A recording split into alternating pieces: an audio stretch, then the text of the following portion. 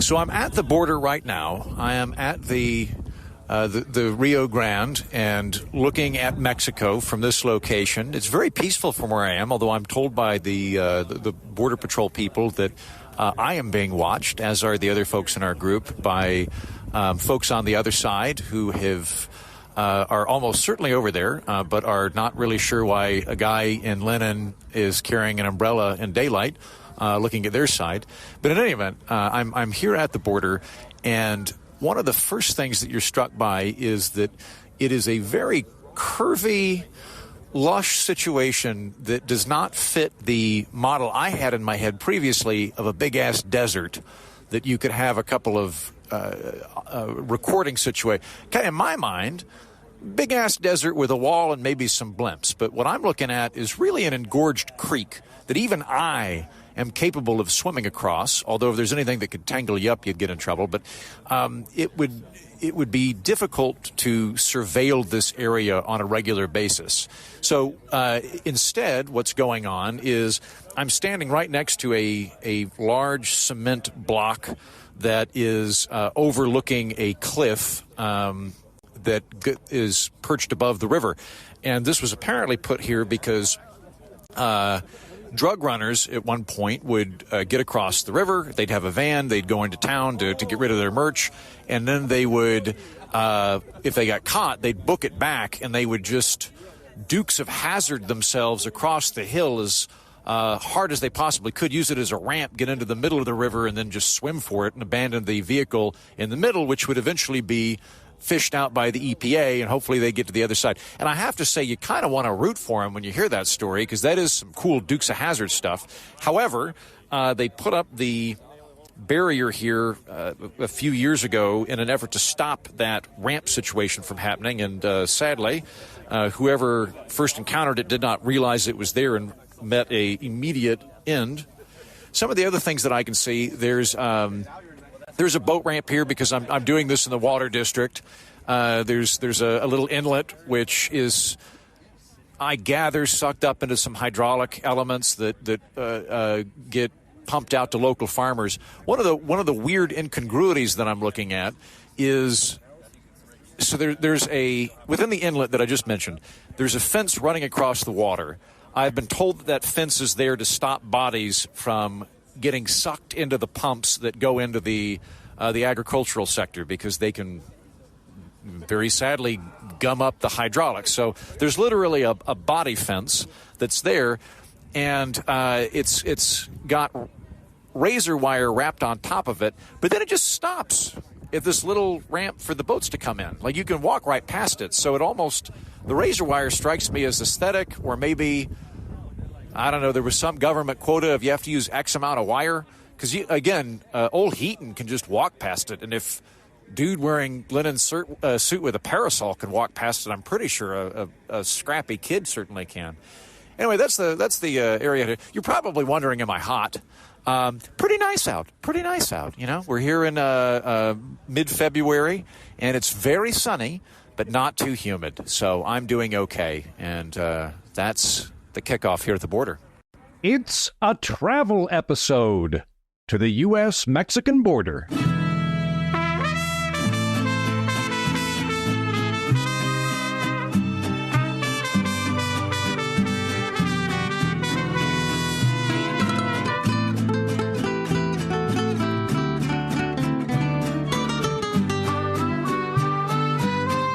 Hello and welcome to the Political Orphanage, a home for plucky misfits and problem solvers.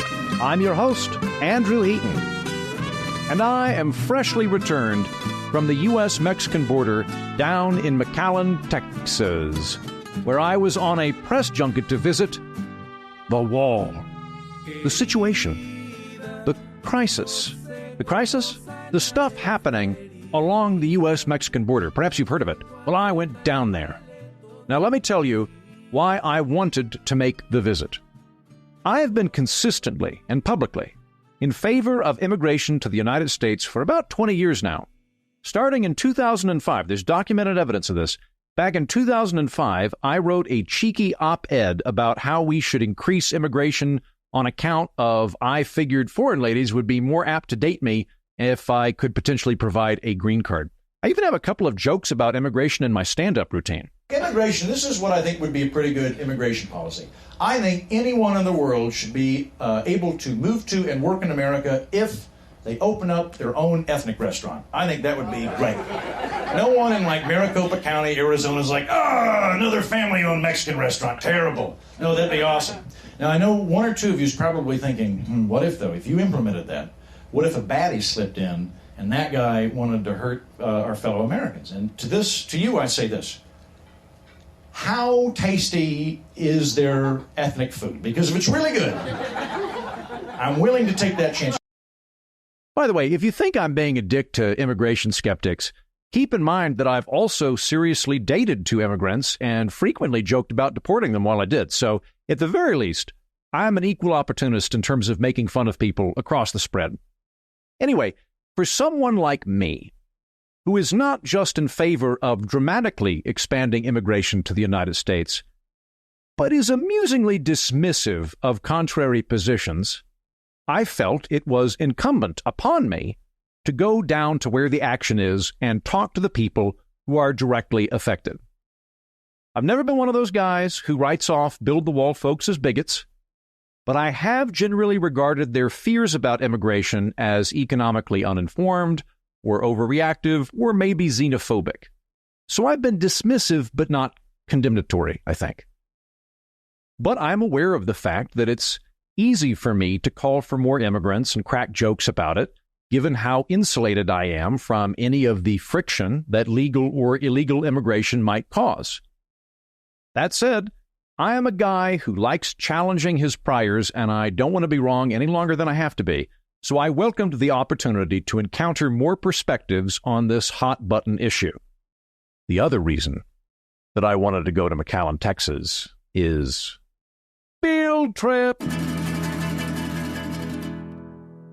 I was able to get not one, but four of my friends to join the press junket with me: Justin Robert Young, Bryan Brushwood, Bonnie Brushwood, who grew up at the border in McAllen, and my immigration attorney and friend, Gorisch.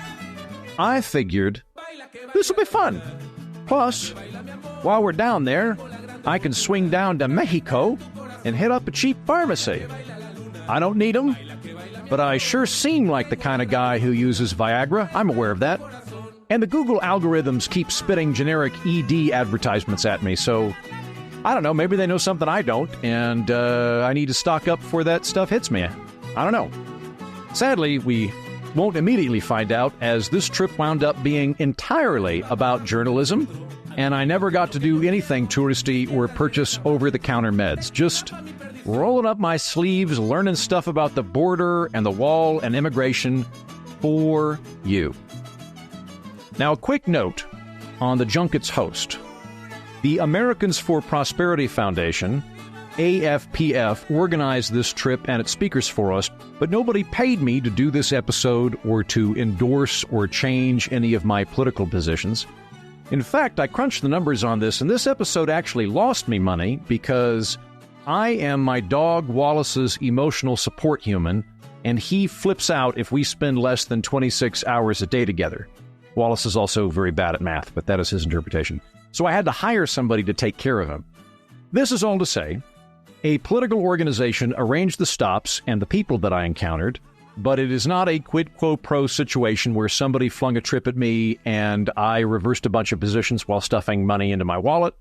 If you are concerned that I might be ideologically tainted by an outside group which arranged the junket, let me assure you, if at some point I do become amenable to soft bribes, it will be for a location with fewer palm trees and a better humidity to blonde ratio.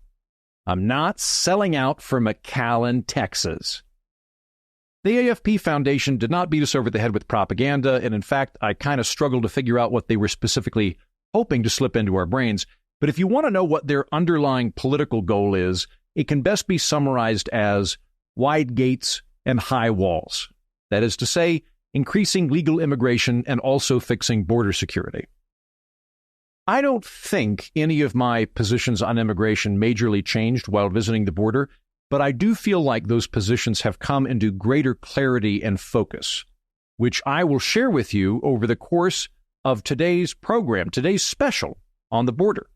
We will hear from a farmer who employs migrant labor, a border patrol chief, and visit a, for lack of a better term, refugee center.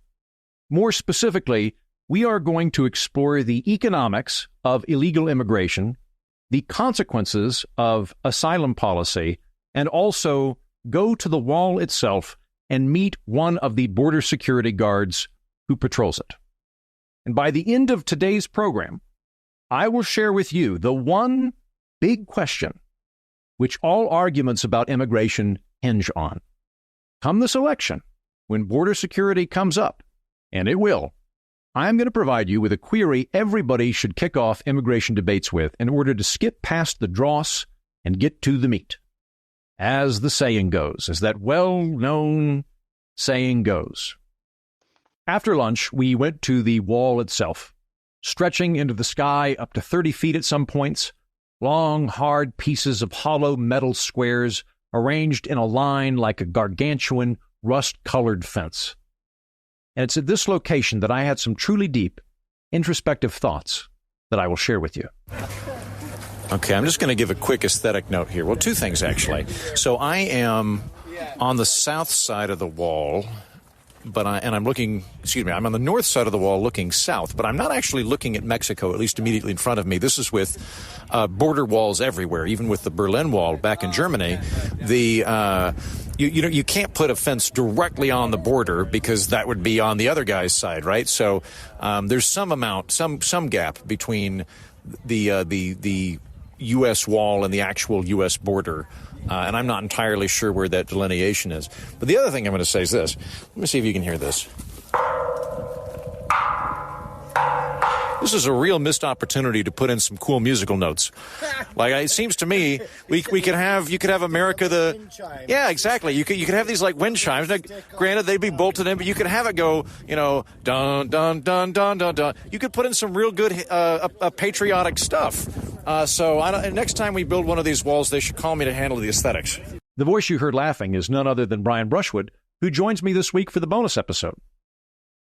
One of the reasons I was so dismissive of the Build the Wall crowd back in 2016 was, at that time, the majority of illegal immigrants in our country didn't slip over the border. They came here legally, and then overstayed their welcome. And quite a lot still do. According to the Department of Homeland Security, in the year 2022, almost 900,000 aliens overstayed their visa, and by doing so broke the law. So you could add as much barbed wire or aerostats as you want, they will not be able to stop such people. However, that mathematical aphorism that I used to fall back on, that illegal immigrants are coming over more from overstaying their visa than the border itself, is no longer the case. Back in 2016, a little more than 400,000 people were apprehended along the U.S.-Mexican border. It hovered around that number until 2019, when it doubled to more than 850,000 people. The fact that this spike happened under Trump, who is fairly notorious for securing the border, makes me think, again, the primary issue is economic. Anyway, apprehensions along the U.S. border went from under 500,000 in 2016 to more than double in 2019. In 2022, the number of apprehensions exceeded 2 million, then increased again in 2023. Now, I know there's a lot of numbers coming at you in this episode, so let me summarize what I just said. There has been a massive uptick in the amount of people trying to come into the United States over the southern border. This is not in dispute. It is not just that red team and blue team are fighting more about the border, it's that the situation along the border has quantifiably and massively changed in the last few years. And so at this point in our program, we turn our attention away from the economics prompting illegal immigration and the humanitarian crisis which follows it, and we at last turn to the border itself. Who is crossing it? How are they doing so? And how much of a threat is posed to American order and security? So to round out that relevant part of this national conversation, the walls and rivers and who's breaching them, I located a recently retired Border Patrol chief to fill me in on his experience. Someone who has worked to secure the U.S. border under 4 different presidents, someone who has direct professional experience in maintaining the territorial cohesion of the United States and is personally familiar with the good and bad guys trying to get over the border. Insofar as somebody can embody the wall, I think I found him, and I sat down to interview him. All right, it's now evening, beautiful night, and I am now joined by Clem. He is a retired Border Patrol chief. Hello, Chris. Hello there. Good evening. Where should I call you, Clem? Call me Chris. You can call me Clem. You can call me Chief. Just don't call me late for dinner, right? Okay. Deal. We can do that. How long were you in the Border Patrol for? I was a Border Patrol agent for 27 and a half years. I began in 1995. I retired on New Year's Eve, 2022. Okay. I started off as a young agent, GS5, which was a trainee position in the Border Patrol in July of 1995. And I went all the way through the ranks, multiple positions, supervisory, commander positions. And then the last 5 years of my career, I was in a senior executive position as the deputy chief of El Paso, and then promoted to the chief patrol agent position of Yuma, Arizona for my last 2 years. Okay. I'm going to consider you an extremely knowledgeable border dude. I would like to say I'm a subject matter expert when it comes to border security. Okay. Well, one thing I'd like to know is, I have been hearing that the composition of people coming across the border has changed in the last, I don't know when, in the last 20 years. So I gather that when you started 20 years ago, that it probably would have been mostly Mexican nationals coming across the border, and that was the predominant group. I've heard something like 24,000 Chinese nationals were apprehended last year, if I've got that number correct, and that the majority is no longer Mexican, it's Caribbean. Am I reading that right? And just how has it changed? No, it is. You're reading it right. When I came in, it was mainly single adult Mexican nationals. I mean, that's what it was. Most of them were. It was really two types of people that were coming in, at least in my neck of the woods, which was down in the Boot Heel of New Mexico. Mainly farm workers coming in looking for seasonal work, okay, or there were drug mules. I mean, it was as simple as that. Marijuana at the time was the cash crop, and so they were backpacking it in, and it was fun. It was. The chase was better than the catch, is what we'd like to say, because we would do lay-in operations and catch them, and then we'd have to process them and return them back to Mexico. But that was the predominant group of people in the late 90s. In the middle 2000s, we started seeing an uptick of Central Americans. Okay. But I can tell you this, my last 2 years in Yuma, 2021, 2022, Mexico and Central America rarely made my daily or weekly top 10 countries. Really? We apprehended people from 116 different countries in my little sector in Yuma, Arizona. And I'm talking from China to Russia to Ukraine to Guinea to Mauritania, Venezuela, Ecuador, all the South American countries, African countries, European countries, former Soviet countries, India, Pakistan, 116 different countries. And okay, there would be countries I'd look at the list in my morning report and go, I didn't know this was a country, because things have changed so much. But yes, it is a global phenomena, this migration pattern that we've had, or this irregular, illegal migration pattern we've been seeing. What do you think? So it's not, there's both an increase in the amount of people coming to the border, and there's an increase in the diversity of people coming to the border. What accounts for that? Like, if it were just one or two countries, I would assume it's instability on their end, or it's economic problems on their end. If it's all the countries you just mentioned, I would assume it's something on our end. Yeah, so we call that on our end the pull factors, right? We've created a policy or a lack of policy that gives a consequence for illegal entry. And so people are seeing that. And honestly, a lot of it is good marketing by the cartel and smuggling organizations saying, hey, you can come to the United States. They're welcome you. We've actually had language and speeches, especially when candidate Biden was running. He was saying he was going to undo President Trump's policies, and people should be able to come to the United States. That is a cry to come here in the eyes of the smuggling organizations and the people. And so majority of the migrants, the majority of them, and I'm talking 90%, are economic migrants. In other words, they can't find jobs, or they want to find a better way to make a living. They're not asylum seekers. They don't meet those basic requirements. And so the narrative was lost, and the smugglers have taken advantage of that by encouraging people to pay them to get them here, because they'll ultimately be caught and released into the country, because we're seeing that happen. It's been playing out for the last 3 years. In terms of what happens when they're caught or when they're apprehended, it's my understanding that Obama deported more people than Bush, but Bush apprehended more people, but he had a catch-and-release program. Do you have a preference as a Border Patrol agent between catch-and-release, deportation, getting people processed in terms of asylum within the United States? Like, how would you go about it on the executive end? Well, so from a law enforcement perspective, and that's what I was, is you have to have a consequence for your action. And in an immigration enforcement consequence, detention and removal is the ultimate, right? You come over here illegally, you've broken the law. It's 8 U.S.C. 1325. It is a criminal code. It is a violation of law to enter the country illegally. And you should be removed. If you do not meet a requirement for credible fear or some kind of refugee or asylum status, which 90% of the people that are coming do not meet those requirements. So yes, what I would like to see is when we catch you, we process you, we turn you over to immigration enforcement removal operations, which is ICE. You're detained, you get your hearing in front of the judge, and the judge makes that decision whether you get to stay or you go. And if you go, we have to remove you. That's a deportation. That's the way the process was designed. That's the way it was legislated. It's the way it's been appropriated. But the executive branch, rightfully so, based on our Constitution, has the right to execute and prioritize. And that's what you're seeing. And there's always a change, especially when you go from Republican to Democrat and back on ideologies towards immigration and border security. So we expected a little bit of a change from Trump to Biden. We just didn't expect this complete upheaval of everything we'd worked for. And let me just go ahead and preface this.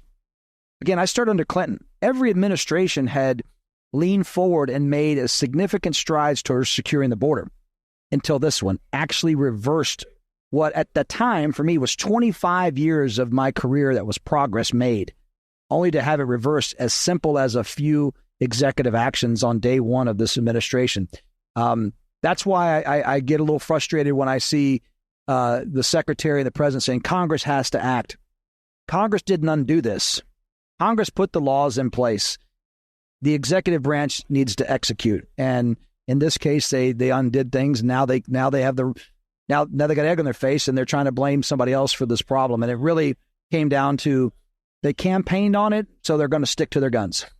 Can you contrast Biden's executive actions, Trump's executive actions, and everybody before that? I know that's a tall order, but yeah. I think the really cartoonish, reductive vision of the country is Trump was a jerk and was very mean. Biden's a very nice guy, and we've forgotten about all the previous ones. So I don't know if it's Trump and Obama are basically the same, except rhetorically, and Biden's very different, or if Trump and Biden are different phenomena to their predecessors or what? Like, how do they differ? Yeah, so I'll start with Clinton, 1994 crime bill. Part of that crime bill, which has reared its head recently just because of conversation. There was a speech, I think it was a State of the Union, where President Clinton at the time was speaking about border security. And the crime bill was going to start with 5,000 police officers on the street. And he said to include border guards. So that was through actions and the crime bill that was signed into law. I was hired under that 1994 crime bill. I don't remember any specific executive actions from Bill Clinton when it came down to border security. I'm sure there were some, but there was very little that was done at that time other than a bill that was a bipartisan bill that was passed. Under Bush, all of it began after 9/11, and it didn't require executive actions because the entire country was not divided when it came down to securing this country. So we started building lots of infrastructure. We had what we call the three-legged stool: personnel, technology, and infrastructure. It was the first time we codified what we needed in the requirements of, hey, we need more border patrol agents. We need technology in the form of sensors and cameras and lights. We need better roads, and we need barriers, both fence and vehicle barriers, because at the time, a lot of the smuggling groups were loading up people and things and just driving straight across the border. So we put a lot of Normandy-style barriers to keep vehicles from coming across. Then you had Obama come in, and this is where things kind of get interesting. Not so much that I recall under his first term, but between his first and second term, he started pushing comprehensive immigration reform. He wanted to codify DACA, which was Deferred Action for Childhood Arrivals. The Dreamers? Yes, the Dreamers. Yeah. Which I don't think anybody in their right mind has a problem with that, especially if they've been, for all intents and purposes, upstanding citizens. Since a friend of mine in Tulsa grew up in Tulsa. He just happened to be born and then brought over the age of 2 years old and lived all his whole life and never did anything wrong. Why wouldn't we help this kid out? Yeah. But he started pushing DAPA. Then he's like, well, now they can bring their parents over if the kids are here. So there was a kind of a coming to a head between the Republicans and Democrats, and said, you want comprehensive immigration reform, fine, but you got to give us border security. So that's when Obama started saying, all right, we started building Obama wall. We were building 15-foot wall everywhere. And I can't tell you how many miles, but we did a lot. We've started building holding facilities. The original Kids in Cages facility was built under President Obama here in McAllen, Texas, back in 2014. He was labeled the deporter in chief by many of the immigration advocates because he was removing people, because he was saying we're going to secure, because he wanted comprehensive immigration reform.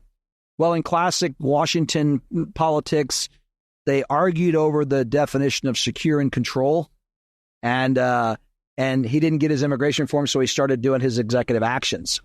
That's when he started, saying anybody that was in the country before 2014 gets automatic stay, deferral, no actions would be taken on him. He stopped building wall, he stopped deporting, and that rattled some cages. Along comes candidate Trump. Hey, we're going to build a wall, we're going to secure this border. Trump, I know he did a lot of executive actions, but I don't recall anything that he did specifically other than, he did. He ordered funds from the military and to be used to help construct. So there was a lot of that. But he codified the Migrant Protection Protocol, which is the Remain in Mexico program. He brought in policies. Real quick, the Remain in Mexico program, this is if you are apprehended as an asylum seeker, we'll put you on the list, but you're going to wait in Mexico until you come up before a judge? Pretty much that's it. Okay. You do your waiting in Mexico as opposed to in America. The asylum seeker narrative is kind of a mislabeled narrative to make it softer. No one that I caught my entire career ever claimed asylum. They claimed fear of return, and asylum was one of their defenses. So there is a significant difference between an affirmative claim and a defensive claim, but it's easier to call them asylum seekers because it makes them a victim. They're trying, and that's the problem, right? We have lost that narrative that they're all asylum seekers. No, they're all don't want to go back because they want a job, and so they're claiming asylum as their as fear of return. Tomato, but sure. We're still got them. So that was one of the most significant things we did. We started doing the construction and implementing the wall, the towers, the light towers, the cameras, the sensors, backed by policies like the Migrant Protection Protocol, the third country asylum agreement. So if they weren't in Mexico, they could go to other countries and wait if they didn't want to wait in Mexico. And the numbers proved it. In 2019, there was just over 900,000 arrests by Border Patrol. When we started building the wall and we fully enacted the Migrant Protection Protocol and some of the other policies, those numbers dropped to just over 400,000. Along comes President Biden, and on January 21, when he was inaugurated, he signed a couple executive actions. One of them was ending the wall. And for your audience, when he ended the wall, it wasn't just the steel. It was the technology, the cameras, the lights, the access roads, the sensors. All that was part of the wall system, is all part of the contracts that got ended.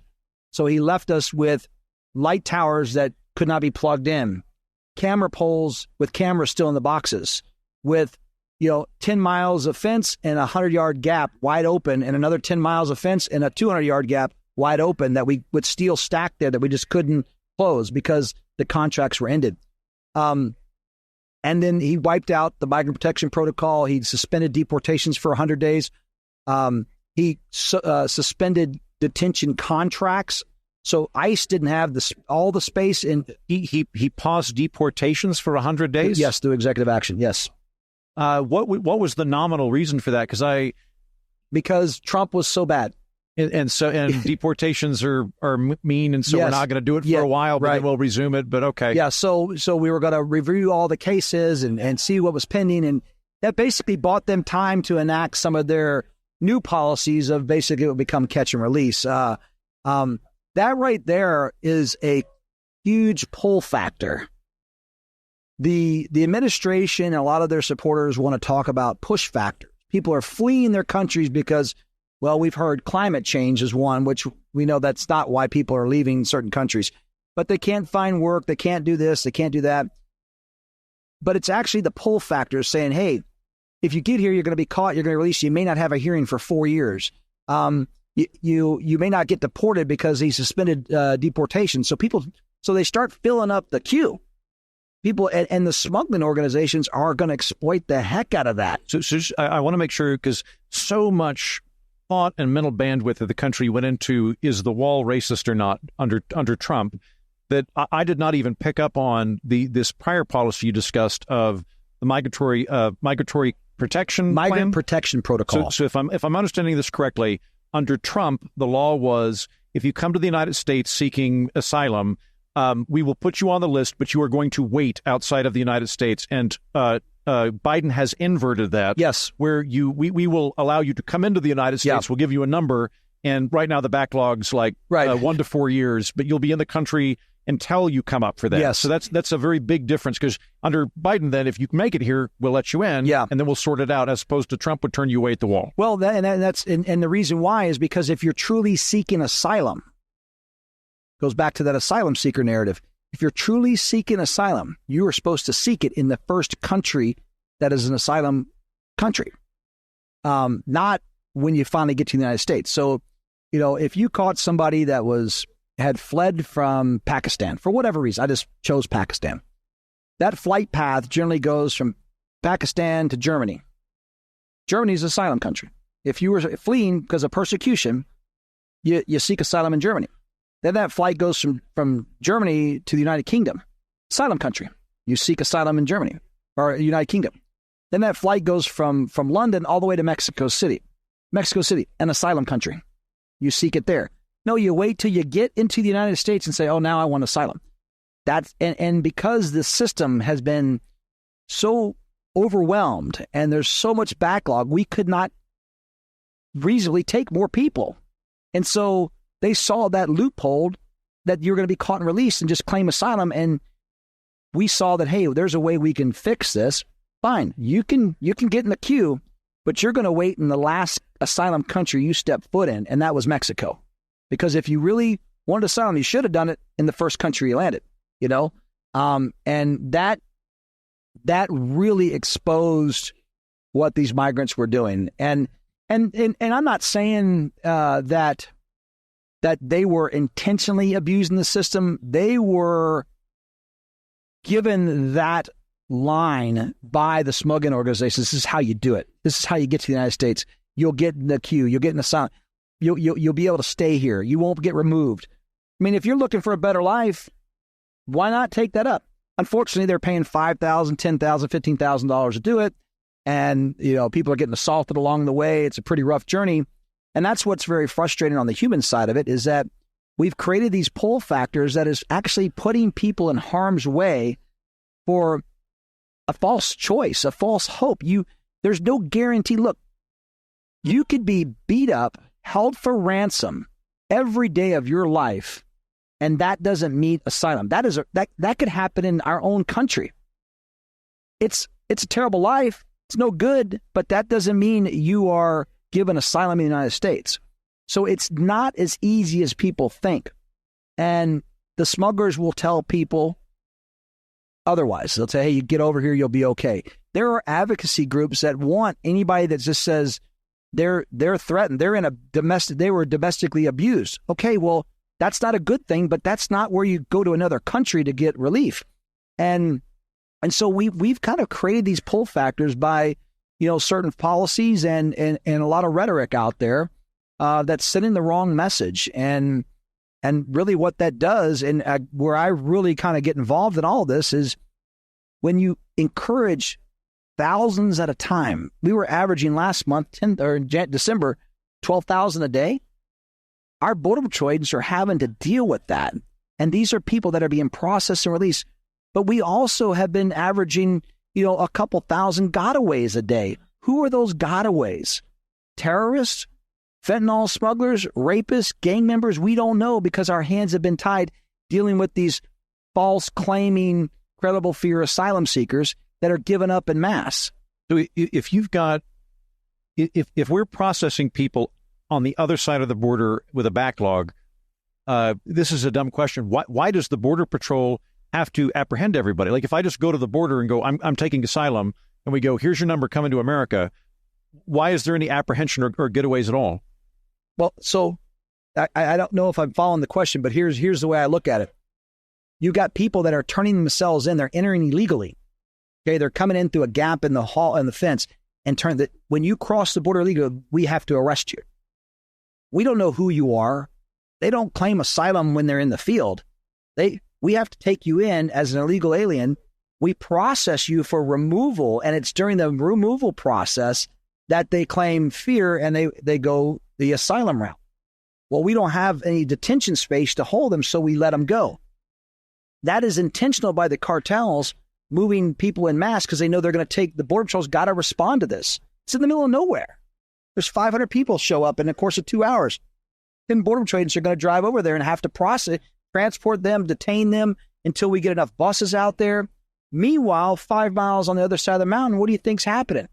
The bad people are coming in because they know all our resources are tied up. Oh, that never occurred to me before. So that's exactly what's happening. The smugglers will almost use just economic migrants as a ruse to get your resources focused on them. Then they go through the mountains, or they have a tiny submarine, or whatever it is they're doing to get fentanyl into the country. That's exactly what's happening. So I can tell you specifically multiple examples. It was happened twice a week when I was the chief in Yuma. The town of San Luis, Arizona, right there was a little border town just south of Yuma. We had double layer fence, we had lights, and we had cameras right there. It was and there was neighborhoods literally, a couple hundred yards north of the border. 2 miles down to our west and a little bit north on the border, because the Colorado River, it borders Colorado, Baja California, and Sonora, Mexico, and Arizona right there. So we have a little bit of north-south international border. There was a big gap where the fence was, and there was and we had to concede a little bit. It was an easy entryway. Twice a week, almost, you could almost like clockwork, you would see groups of 100 to 200 come right through the border in that location. The agents in San Luis would respond because they don't know who's all in that group of 200. As soon as the last vehicle would get within a mile away from San Luis, you would have 30, 40, or 50 people scale the fence and spread into the neighborhood. It was clockwork. Like as soon as the agents responded, boom. That happens right here in McAllen. That happened in El Paso regularly. It happens down in Tucson, Arizona. That cat and mouse deflect and divert has been a long-standing operational thing that we've battled. But the last few years, you're literally dealing with hundreds of people. I kid you not. We had one night, right before midnight, we had a group of 200 people, mainly Haitians, come in. 3 women were going into labor. So it's almost midnight. It's a rural area. It's not like there's plenty of EMS. It's our border patrol agents are going, okay, this is an emergency now. We've got women whose water broke. They're going into labor. Our agents are scrambling to get medical services out there to get them to the hospital. That border was left wide open for several hours because we were dealing with 200 plus people, plus a medical emergency of 3 women going into labor. That made it wide open. One last thing on that piece. It got so busy for us in Yuma that there were days, and I had 126 linear miles of border. There were days because of so many people coming in, 1,200, 1,400, 1,500 people coming in. And when that happens multiple days in a row, that becomes 4,000, 5,000, 6,000 people in custody. I had 4 people patrolling 126 miles during a shift. There's no way on earth. And by the way, remember, a lot of our technology and stuff didn't get completed. There's no way on earth that we could reasonably say our border was secure. We knew what the heck was going on during some of those days. So Lord only knows what got through and what got away during that time. Do you have a sense of the ratio of bad guys to poor guys. And what I mean by that is I don't fault anybody for wanting to come work in America and make an honest living, send money back to them. I am worried about criminals, but for the people that are not criminals, I'd like to figure out how to make them legal and get them enfranchised into the system. So what does the pie chart look like to you? Yeah. So when you're, back in the day when you'd only catch, 500,000 people every year, 15, 20,000 criminal aliens was a decent number, at least a 2 or 3%. Now we're catching 16, 17, 18,000 criminal aliens a year but 200 or 2.2 million arrests. That's a very small percentage of the population. But the last 3 years, we've had over 500,000 gotaways. Statistically speaking, there's a large portion of that 500,000 annual gotaways that are going to be criminals, because under the current catch and release, if you will, why evade the Border Patrol if you weren't just trying to... Now, Mexican nationals... Because again, if I get caught by the Border Patrol, I'm going to be released. I can claim... You're either going to take me back and drop me off, or I'm going to claim asylum or something. Yeah. So the only one that I'm going to get real trouble is if I've got something on me. So your supposition based on that is that the gotaways probably had a reason. Yes. Because if they're... Usually Mexican nationals are going to try to evade us, too, because we could return them back to Mexico immediately if we weren't criminally prosecuting them. So there's probably a good chunk of the Mexican nationals that were in that gotaway portion, but I have no doubt that a lot of our MS-13 and Serrano gang members, potential terrorists, criminal drug smugglers, criminal smugglers are in that mix of gotaways, but we will never know. And so just for the audience, a gotaway, and we have to report that daily to through the GEPA reports, reporting mechanism to Congress, is somebody that we have determined that has made an illegal entry.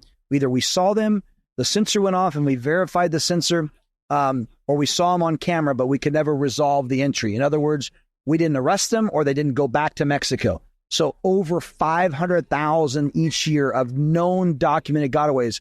And I will also tell you this, there are some areas where we never even got out to the border.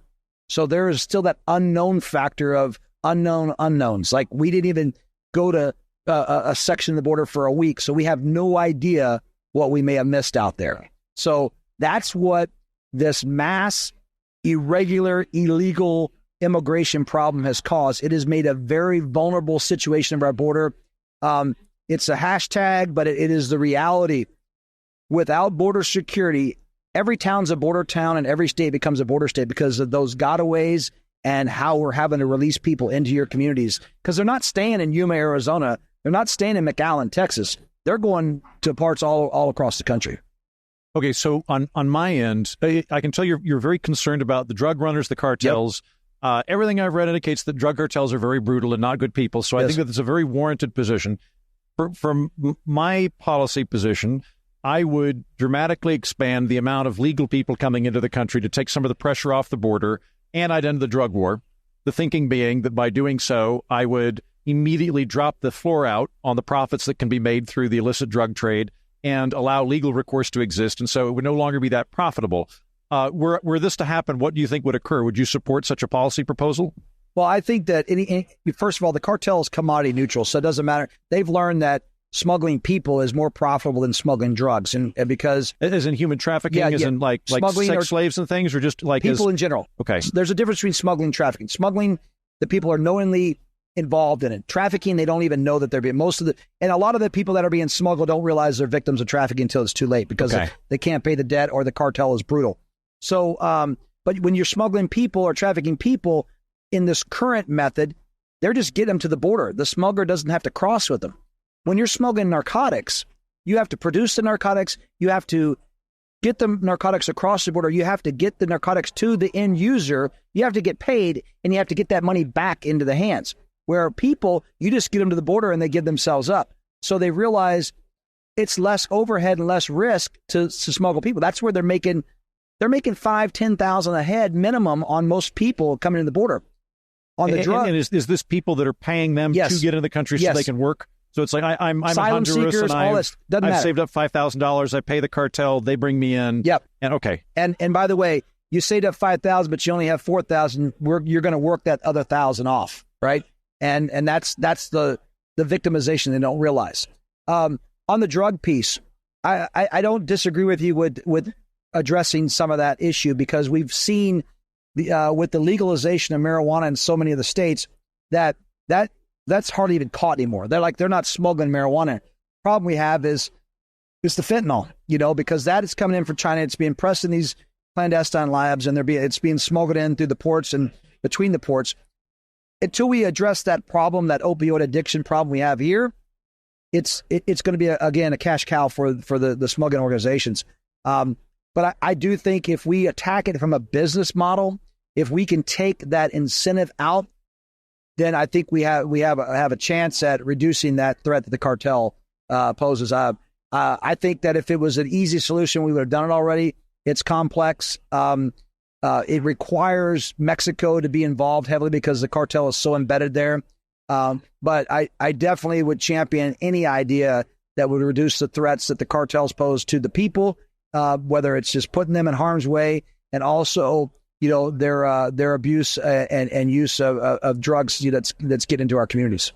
When the border wall was proposed by Trump, or the big border wall was proposed by Trump, PJ O'Rourke at the time said that would be $1 billion subsidy to Mexican ladder companies.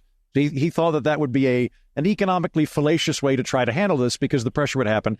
Another person, I think maybe Scott Adams, retorted that national border walls are not meant to be impregnable; they're meant to be speed bumps. So I'm curious as to is the speed bump accurate? Is the Mexican ladder subsidy accurate? Like, how do you break that down? Yeah, so walls work 100% unequivocally. Walls work. They're designed by us to impede and deny entry or control and contain entries. So that means where it's on a dry land border, it can impede and deny entry for people that can't scale it. And where it's on a river border and in areas where we have to kind of put it off the border, we can control and contain the entries. But the wall in itself is not the only solution. That's where the technology comes in, because if we can have a camera and a sensor out there, the wall does act as that speed bump and slow it down to give us a fighting chance, because the wall slows it down, the camera and the sensor alerts us, and then our agents can respond and resolve that. But if you didn't have a wall, then they already got the head start. And by the way, in urban areas where people can vanish within seconds to minutes, and I spoke earlier about El Paso, right there on the border, you can, without the wall, you could cross the Rio Grande and be in Bowie High School in under 5 minutes. You can be in downtown in less than 30 seconds. You can be in a neighborhood in less than 30 seconds. If we didn't have something to try to control and contain that and impede, people would be coming in all day long. So by putting the wall, a double-layered wall, lights, and a camera, and giving our agents access, it has shut down so much traffic in El Paso proper. Walls make sense. They absolutely don't make sense in the middle of nowhere in Big Bend, Texas, where our agent's never going to get out there, or it's going to take a half a day for us to get to those locations. There are places where the Rio Grande is wide and the mountains are 200 foot high, the walls. No one's ever crossed there. We're just such a flat desert expanse that if you've got a drone and a horse, you can figure out where they're coming from without having a barrier. It's going to take them a couple days to get to a vanishing point. So the sensor and the drone or the tower would alert us for us to go respond. So absolutely, where it makes sense, where the Border Patrol agents say we need it, we need to build that wall. But I've never met an agent that says we need to build a wall from Brownsville, Texas to San Diego, California. Doesn't make sense. Okay. But where it makes sense, we need to do it, and we need to back it with the technology and the infrastructure. That's going to protect American cities. That's going to reduce the criminal element operating those urban environments. But yeah, I wouldn't propose a wall in some of the locations out where I worked in Yuma, because we never get out there, and it's a 30-mile walk to Interstate 8. I can use some sensors and some camera towers, fly some drones that'll be much more effective than the wall. But in San Luis and outside of Yuma proper, absolutely going to have that so wall. Like particularly where there's dual national urban centers, that's a situation where having a wall makes sense because you need to have a physical barrier. Yes. As opposed to depopulated rural areas that are flat where you could just rely on technology. Absolutely. We'll round up here in a second. Before I ask you for general policy prescriptions, are there any misconceptions that you wish you could fix within the United States of the border situation? Yeah, well, one is we just talked about walls work, okay? They're not racist. They are a tool. Can I pause you real quick? Yeah. One of the things that I found funny going out and looking at the wall today was you can see there's literally 4 different sections of wall you can see. They're all colored different. So there's the Trump wall. Then there's the part of the Trump wall that's black because it was painted that way for a photo op. Yeah. And then that's the Trump wall, which is racist, is next to a slightly shorter wall that was put in by George W. Bush that was voted on by Hillary Clinton and Barack Obama and Joe Biden. And you can look at that wall and go, that wall, not racist. Yeah. That wall, racist. Yeah, it's kind of like, there's a lot of politicians that were against the war before they were for the wall or the war, right? Same thing with the wall. Let me make that clear. I know that during Desert Storm and Iraq wars, there's elected officials that said, I was for the war before I was against it, or I was against the war before. Same thing with the wall. President Obama and Vice President Biden built a lot of wall. Yeah. It wasn't racist then, but now it became racist. So I don't want to get into that rhetoric because that's part of the problem, right? That becomes the divisive. Wait, I got a brilliant idea. Yeah. Rather than Trump building a wall, he should just extend the Obama wall. Yeah, that's everybody wins. That's what. But unfortunately, he has to put his name on it, right? Yeah. So one thing, it dispels some narrative and rumors. All right, walls work where they make sense. Okay, they are a tool required by Border Patrol agents to do their job. Second of all, these migrants are economic migrants. Very few of them are truly fleeing because of persecution on protected classes. They are using loopholes to get into our country, and that is backlogging the system. The other narrative I want to say is Congress has done a great job of putting laws on the books. It's the executive branch that has picked and choosing when they're going to prioritize. I have a lot of respect, or I did have a lot of respect for Secretary Mayorkas. I worked with him for many years when he was the deputy secretary, but he is now out there finger pointing and saying it's Congress's fault. I don't take any responsibility for Congress's problems. I want people to understand that from 2009 to 2012, he was the director of U.S. Citizenship and Immigration Services, the people that do all the immigration casework. From 2012 to 2016, he was the Deputy Secretary of Homeland Security. From 2021 to present, for basically the last 3 years, he has been the Secretary of Homeland Security. So for 11 of the last 16 years, he has been directly in charge of the agencies in charge of border security and immigration of the United States. So for him to sit there and say the system is broken and blaming Congress, he looks no further than the mirror because he has been the person that's been in charge of it. That does not get put out there enough. He is responsible for this. He is the one. Now, I get it. He's got a boss, so he's just executing the boss's order. But the other thing that is piggyback on that is it was this president's executive actions that undid all the work we had done the previous years. The president can do it again by putting executive actions in place and implementing some of the policies and implementing the contracts again that we had done that he unraveled. So to sit there and point fingers and say the border's not secure because of this or that, it's not secure because the administration chose not to secure it or to unravel it. Lastly, there was a recent Senate bill that said, it was going to be the best thing. It's a bipartisan bill. There was only one piece in there that I thought was effective, and that was adding detention space. Congress was signaling what they were willing to tolerate, up to 4,000 or 5,000 illegal entries a day before they would declare an emergency and could shut it down, which indicates they could shut it down. So the politics and the rhetoric floating around Washington, D.C.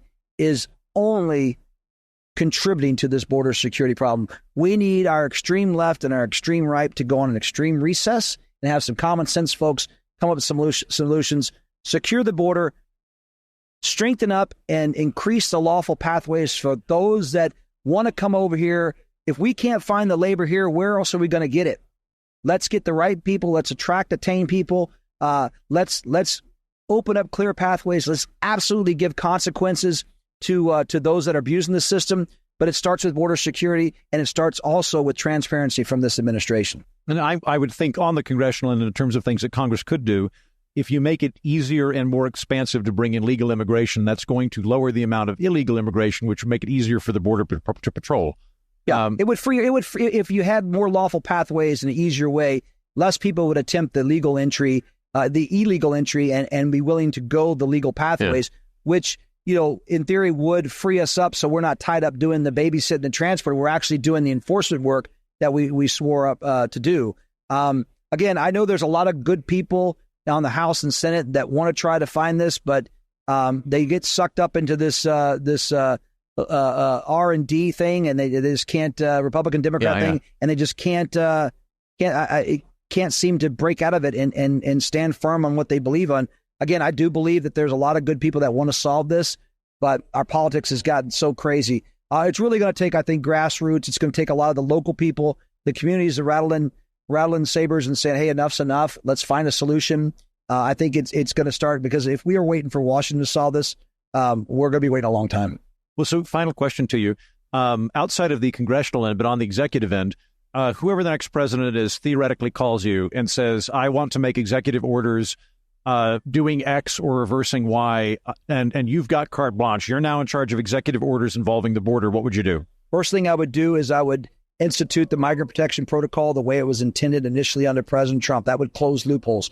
I would open up the detention space so those that have violated the law, that we could have a consequence, and that would send a message immediately that you're not getting released, you're getting detained. That's going to resonate really quickly. I would finish again the security apparatus that we started, and implement those contracts the way they were intended to put the wall, the technology where the Border Patrol agents need it. And I would also encourage the hiring and retention of more Border Patrol agents, because right now we're addressing a southern border problem. We've got a coastal and northern border we're not even talking about right now. So we need about 3,000 to 5,000 more Border Patrol agents. So those would be the first four things I would do right away if I had the executive action and authority. If the commander-in-chief said, Chris, I need you to do this, that's what I would do. Great. Chris, Clem, it's been a pleasure. Thank you so much. You got it. I think Chris and I disagree somewhat on how much of illegal immigration is caused by Congress writing bad immigration law versus the president poorly executing it. I think Congress has more to answer for, and I think I can say that I think economics is driving this more than he does, that a lot of this hinges on what the president is doing. But regardless, something that I got out of our conversation, which I would like to pass on to you, is the need to understand and discuss immigration and border security as complementary but separate issues. Somebody can be for restricting immigration into the United States and also beefing up border security. Makes logical sense. But you could also be in favor of increasing legal immigration and simultaneously tightening border security. And it does us no favors to conflate these distinct issues. And I will humbly suggest the people who do so are more interested in scoring political points for red team or blue team than they are in actually fixing the problem. In a moment, we will get into the economics of illegal immigration. But first, a word from today's sponsor. Hola and bienvenidos. When visiting south of the border, come on down to El Snuffos Restaurante. El Snuffos invites you and your family to good times, low prices, and buena comida at Mexico's most delicious taqueria.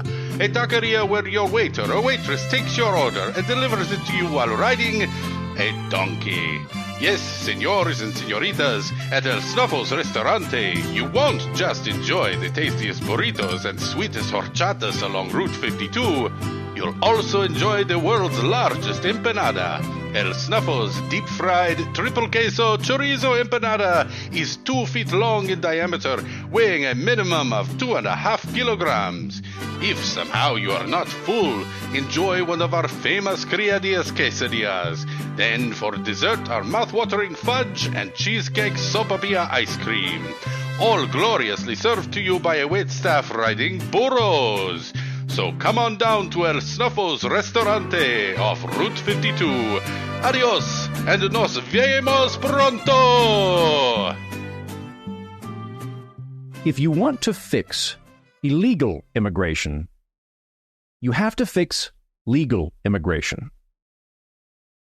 Illegal immigration is, in my opinion, something that is downriver of the problems we have with legal immigration in this system. And a significant part of that is due to the fact that employer demand for labor is so intense, and the immigrant opportunity to work here is so much better than in many other countries, that our government has effectively created a black market for people. Illegal immigration in the United States is primarily a demand issue. While asylum policy and deterrence affect the amount of people willing to try to get into the country, and we will talk about those in the latter third of today's episode, they're still trying to get here because of economic opportunity. And there are two broad camps, two reactions to this reality. One is that immigrants can make a lot more money here than they can at home, even if American employers pay them very little.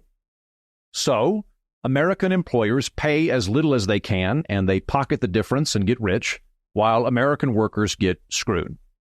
The idea there is rationally predicated on some basic economic precepts. If you increase supply, demand goes down. So if you increase the supply of labor, salaries decline. Therefore, the American government should crack down on influxes of labor, legal or illegal, which will force employers to pay American workers more as a result. It's a position which cuts across the two main political parties, despite what you may have heard. Donald Trump and most MAGA Republicans, I think, fall into this camp, that immigrants are taking our jobs. But so did Bernie Sanders for the majority of his political career, until he ran against Donald Trump for president as a Democrat. Historically, labor unions fought against legal immigration to protect their members from competition. The AFL-CIO was opposed to increasing immigration until the year 2000. My friend Batya Ungar-Sargon, who is a full-blown Marxist, just unapologetically Marxist, she wants to protect American workers by restricting immigration and jacking up tariffs. The alternate position is that immigration grows the economy as a whole, and by doing so, it expands the pie for everybody. The bigger pie people look at the immigration skeptics and they say the following. Small towns with fewer workers tend to have less jobs and lower wages than big cities, with thousands, if not millions of workers all competing against each other. If wages were only a function of supply and demand, we would expect wages in Wagner, Oklahoma to exceed that of New York City. There are way more workers in New York City. Yet, the inverse is true. Why is that? Dense social networks of human beings are more dynamic, creative, and innovative than smaller, unpopulated networks. They have more workers, but they also invent more professions and create new business models. A larger labor pool allows for greater division of labor and specialization, which makes those newly created jobs and businesses more economically efficient, which grows the economy, which leads to creating more jobs. A broader labor market can allow a business to expand not just linearly, but exponentially, which is to say that it doesn't just add in jobs, but as those jobs are added in, it creates more jobs on net rather than just allocating positions to the lowest possible salary echelon. All of this kind of falls under the category of a thing called the labor lump fallacy, which essentially states the economy is dynamic and growing, which means labor is not a zero-sum game. It's not a zero-sum game. When somebody enters the country, it does not automatically mean they're taking a job from somebody else in the country. Quite the opposite. More people means more jobs. Again, which is a better job market, Dallas, Texas, or Toadsuck, Texas, which has renamed itself. I forget what it's called, but I will forever call that town Toadsuck, Texas. My point stands. I think there's probably more jobs in Dallas. Much of the time, jobs complement rather than compete with each other. So theoretically, hiring more janitors could allow a company to expand its office and to hire more salesmen. Or a hospital unable to hire more doctors hires a sufficient nursing complement and then is able to get more doctors. So in the case of labor, people that are coming in and taking those lower paying jobs aren't taking them from other Americans. They're actually enabling a lot of businesses to expand. I had the economist Bryan Caplan on the show a couple of years ago, which I will link to in today's show description. And he made a convincing case that the sort of immigrant labor we're going to discuss on today's program does not compete with the vast majority of Americans on the sorts of jobs that we are looking for.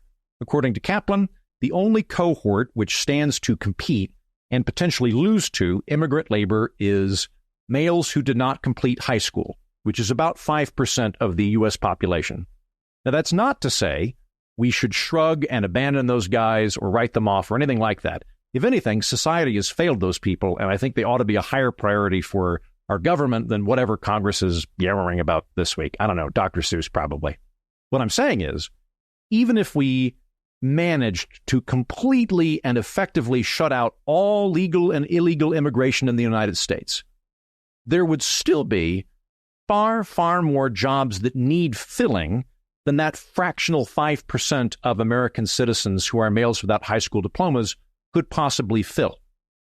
And there are other better ways to help people that society has forgotten, and it'll be a lot easier to do so if we have a growing dynamic economy. Now, as of recording, the United States unemployment rate is 3.7%, which is about what you want unemployment to be. You might think, well, clearly zero would be better. Wouldn't that be the thing to do? Everybody has a job? That sounds right, but walk through that with me. In a healthy economy with a lot of options, some amount of people are going to be leaving jobs they don't like. Dreamers are going to be creating crazy startups, most of which are horrible and don't pan out, and unproductive or incompetent businesses are going to be going under and replaced by better models. You don't want a rigid, static economy, and that means that there's going to be some churn in employment in a dynamic one. If nobody anywhere is looking for work, then it's much harder to start new businesses because they can't find employees to staff them. So where we're at 3.7%, means the job market is more or less operating at full employment. That is to say, there are more jobs than people to fill them. Although, of course, that's an average of all jobs. Some individual sectors will have too many, some too few, etc., etc. Anecdotally, I see signs around town all the time, here in Austin where I live, but also when I travel, in restaurants in particular, that apologize for staffing shortages. And you might think, well, the way to handle that is just to pay them more. If you pay your staff better, people will come work for you. And that's true. Sometimes. But I'm not so sure that's feasible with all restaurants everywhere. The average rate of profit in the restaurant industry is 3 to 5%, and labor constitutes about a third of operating costs. Then on top of that, 1 out of 3 new restaurants fails. So that tells me there's not a lot of wiggle room in the budgets in the restaurant industry. Maybe the owner could take a pay cut and raise salaries or raise prices a little, squeeze in 1 or 2 more employees, but I kind of doubt that even the most generous employer pay cut would fully cover the spread at most eateries. So into that labor demand comes what? Off the books, legally unprotected, untaxed illegal immigrants. The guys in the back who are washing your dishes. The lady taking out trash to the dumpster. This is all to say, there are jobs that need filling in the United States.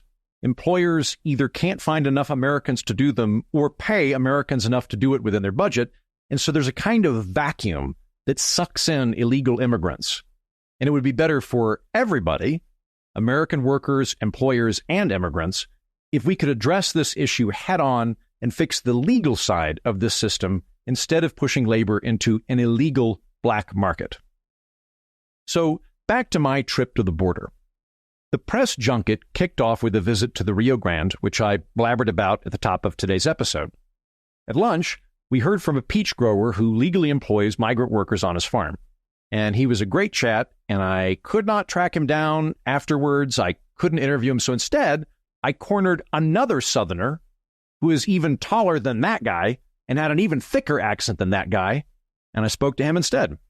All right, I am joined by Lee Wicker. I do the government affairs work for the North Carolina Growers Association. We're the largest H-2A program user in the country. Okay, and H-2A, there were a lot of acronyms flying around earlier today. H-2A, this is seasonal migrant workers that are doing agriculture? H-2A is the section of the law that authorizes the temporary guest worker visa program for farm workers. I think a lot of people that don't know these programs would think if you are a temporary worker in agriculture, you are working for pennies compared to the average worker in the United States, and that's why it's popular, and that's why employers like them. Because, you know, if I hire a local farm kid, I'm going to have to pay him, $8 an hour. But if I hire a Mexican, I can pay them 50 cents an hour.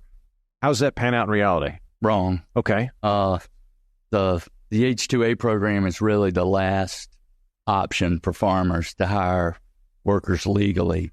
And it's a temporary guest worker program, highly regulated by the federal government. We have to deal with 2 agencies of state government where we file the applications and get the housing inspected and approved. We have to file the applications with the U.S. Department of Labor. The federal government sets the minimum wage. It's a super minimum hourly wage rate.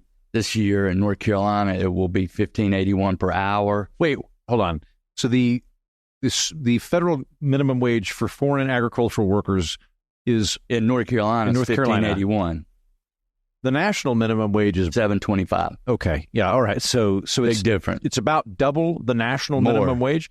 Is the idea there that they want to price it so high that the concept, the justification when Congress authorized the program was they wanted farmers to have access to a foreign labor pool if it was needed, meaning there weren't enough U.S. workers who wanted farm jobs.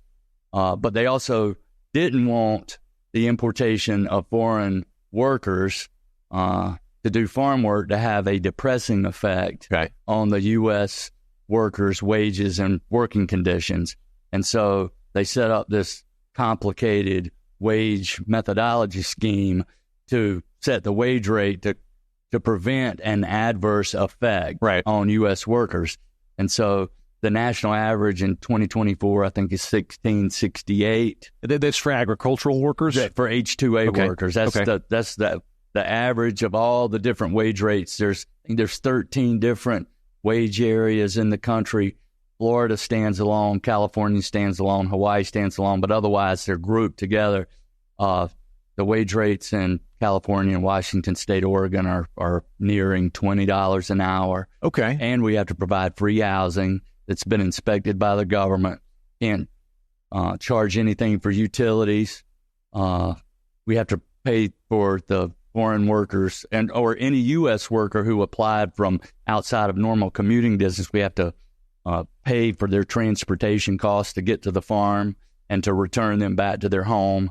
And so the H-2A program is very expensive. The only way you're going to hire foreign workers is if there's no possible way you can get American workers, because it would never be financially advantageous to legally do it. Right. Now we're into 5 and 6, 7, 8% increases annually. So the cost curve is bending up dramatically. And we don't have U.S. workers that apply for these jobs or want these jobs. And so, this notion that we're setting high wage rates to protect these job opportunities for U.S. workers is just false. It's going to drive farmers out of business. They want to pay their workers well and have the workers be happy and be loyal and be productive. But we're also competing in an international marketplace more so than ever. The average farm worker in Mexico today will make between $9 and $11 per day. Our workers are making $150, $200 a day.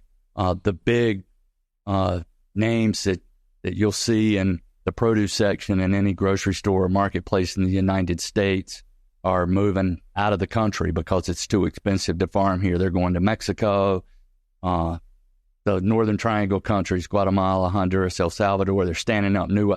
There's been a huge increase in production in Mexico, Honduras, Guatemala, El Salvador over the last 15 years. And this isn't the governments in those countries standing up ag production. This is American capital that's going down and building these farms, and they're going to grow it outside the United States and ship it back in here, which is a national security issue. Our food supply is a national security issue. Mm-hmm. So if it were left to you, what would you do? Like, would you just abandon the wage floor and you just have it be total free market of labor both here and south of the border? I don't think you can do that. I think it has to be a balanced approach. I think we've got to have some adjustment in the wage structure and methodology to bring certainty. Farmers now, we don't know what our wage rate will be in 2025 until the day before Thanksgiving. We cannot plan and budget and project out into the future our costs and that's a problem. Agricultural workers legally come into the United States on H-2A visas, which, I was surprised to learn, do not have a cap. There is no ceiling placed on how many H-2A visas can be issued in the United States every year, because our government makes it so extraordinarily difficult and costly to legally hire foreign farmhands that, functionally, we pass out far less H-2A visas than farmers actually want. According to the U.S. Department of Agriculture, the government authorized 258,000 temporary agricultural visas in 2021, then increased that number to 370,000 in 2022. That's a lot of legal migrant workers, right? A lot of people picking fruit. Well, according to Forward U.S., which is an advocacy group neither associated with the Koch network nor the similarly named Forward Party, undocumented ag workers, not the people that I just mentioned, make up about half of the farm labor force. Now, granted, estimates on that number vary, but no one to my knowledge is contesting that there are significant amounts of undocumented farm laborers, fruit pickers, and so forth. So while we are legally letting in close to 400,000 temporary migrant workers each year, there are another 400,000 or so who are off the books, illegal, and untaxed, and neither vetted by our government for crime and security purposes, nor themselves covered in terms of worker protections. And even that number of migrant workers, half legal, half illegal, is insufficient. The American Farm Bureau estimates that the U.S. needs to annually hire 1.5 to 2 million workers. So even if we count legal and illegal immigrants, farms are still only getting half the labor they require to grow our food. Insufficient labor means they produce less food, which means food produced in the United States gets more expensive. More on that momentarily. So, if they need more farmhands and there's no cap, why aren't farmers just requesting more H-2A visas? 2 reasons. First, I want you to picture the least efficient government agency you can. The default for most people is the DMV, although I've had pretty good experiences with them in Oklahoma. Whatever that is, hold it in your mind, that bureaucratic, slow-moving, going home at 3:30, phoning it in on Fridays agency that you can think of. Now, imagine that a significant number of legislators writing the laws for that agency, as well as the administrators running it, depending on the president, don't want it to do its job. So it's not even slow because of regular garden variety government incompetence. There's a deeper layer of actively hostile politicians who consciously use paperwork, deadlines, complicated forms, and red tape to gum up the process. Because their goal is for the machine to work so poorly, nobody wants to use it at all. Before a farmer can even start to fill out H-2A forms, he has to prove to the Department of Labor that he cannot fill his job with American workers, that he has posted the job on resource boards and at job fairs, and if he does eventually hire foreign workers, that they will not adversely affect the wages or working conditions of similarly employed U.S. workers. And at any point through this process, if an American applies for the job, the employer automatically has to hire them. There is no legal situation in which a farm can turn away Americans in favor of migrant labor. Also, keep in mind that farms tend to be in low population areas. In the case of the peach farmer that I listened to, he hires, I think, about 1,000 farmhands every year, which is larger than the entire population of the county he lives in. So mathematically, he cannot find enough field hands in his entire county, regardless of what he pays them. At the very least, if he had unlimited money, he'd have to seek out non-local labor. After filling out the preliminary paperwork, the farmer has to obtain a temporary labor certification from the U.S. Department of Labor, which adds another level of time and bureaucracy. And timing is a big deal in agriculture. Not a lot of farmers plant apple trees in January. You don't tend to harvest strawberries in December. If you need hundreds of farmhands in a very specific time frame, but you don't know how long the legal process will take to greenlight them, you can't just start early with the paperwork to get ahead of the game, like filing your taxes. Add to that the uncertainty of official U.S. policy from year to year, the priorities of administrators depending on the president, and how much time accidental errors in the paperwork will set back the application process, and you can start to understand why farmers might say, you know what? Screw it. Let's just do it off the books and not deal with this headache. The other reason farmers are not hiring the amount of labor they need is cost. To start with, employers have to provide housing for their H-2A workers, as well as time-consuming inspections, certifications, and modifications to those existing facilities, all on a timetable established by the government rather than seasons or harvests. According to the USDA, government acceptable housing for H-2A workers ranges from $9,000 to $13,000 per worker, an expense which is not required when hiring American workers. Then there's an application fee, filing fee, consulate fee, border stamp fee, agent fee, association fee, and the cost of transport from Mexico or wherever to the farm, which is also legally required for migrant workers. Being conservative in our estimates, when you add up all those fees plus the transport and housing costs, each legal foreign worker is going to cost a minimum of $10,000 up front before they've done any agricultural work at all. And it wouldn't surprise me if that number is higher. And we haven't even got to the wages yet. The price of wages for H-2A workers is something that also surprised me. I had previously assumed if you hire a foreign migrant worker that minimum wage doesn't apply to them so that bosses can get away with paying them $2 an hour or whatever. But that is not the case. The Department of Labor sets an adverse effect wages rate for each state to ensure there is no way migrant labor can undermine American wages. In Texas, where I live, the minimum wage for migrant labor is $15.55 per hour. It falls as low as $14.68 in Alabama and Georgia, but no lower than that in any U.S. state. It's actually $20.33 an hour in Washington, D.C. $20.33. You know, the sprawling farms of Washington, D.C., those endless cornfields and glittering apple orchards in our nation's distinctly rural capital. In every state, employers are legally required to pay at least double the federal minimum wage on all legal foreign farmhands to ensure that it is never financially advantageous to skip over domestic farmhands for foreigners. Now, at this point, you might say, boo-hoo. Boo-hoo to all these slick, wealthy farming magnates who are forced to fill out some forms and pay their employees a decent wage and prove they're not stacking migrants four to a bunk in an unventilated shed. Those are reasonable standards in a civilized society, even if it cuts into the opulence of farmers who would otherwise keep their ill-gotten gains in luxury estates like Dipstick, Nebraska, Crouton, California, and Longstain, Missouri. Right.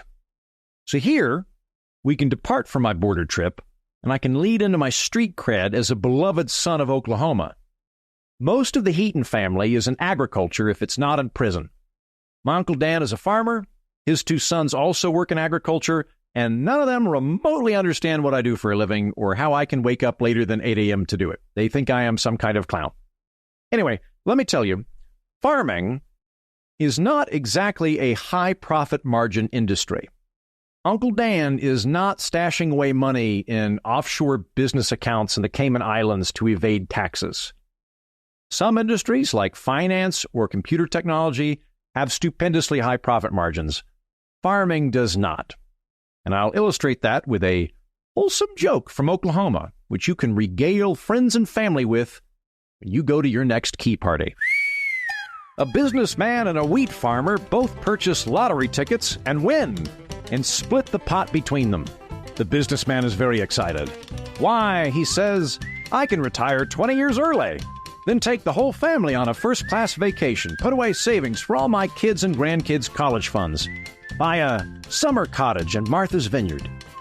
The farmer listens to him and he nods and he says, well, that sounds like a grand idea, son. And the businessman says, how about you, old-timer? What are you going to do with all your money? And the farmer looks down thoughtfully, does some mental calculations, and then says, well, suppose I'll just keep farming wheat till it's gone. That's not even really a joke. According to the USDA's 2023 America's Farm and Ranches at a Glance report, the median income for family farms in the United States is $95,000, which sounds pretty good, right? That's higher than the national median income.